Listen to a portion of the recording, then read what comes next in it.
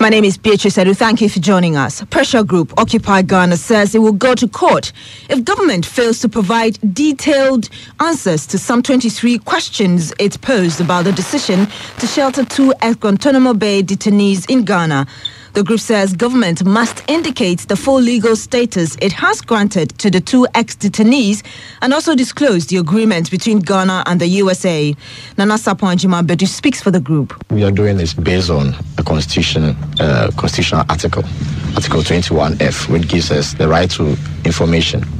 Right, we do not have to wait for a freedom to information bill to be passed, which we know is being deliberately delayed. I don't know by who, but our constitution gives guarantees and gives us the right to information. So if you go to court, you'll be asking the court to compel government to give you that information, the 23 things that you ask government to provide. Exactly. In a related development, the U.S. Embassy in Ghana says its latest assessment indicates that Ghana has the capacity to neutralize any security threat the ex-detainees might pose. Sarah Steele is information officer at the embassy.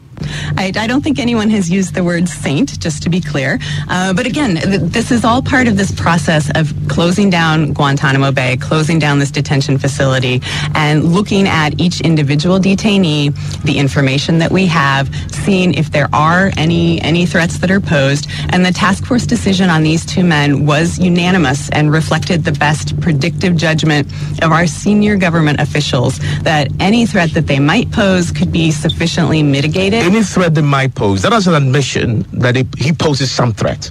The task force decision is unanimous that they are eligible for transfer and that any threat that they might pose could be sufficiently That is an admission that he poses some threat. The point of the whole task force review is to see, are these people who can be sent out, transferred to other countries, reintegrated in some way?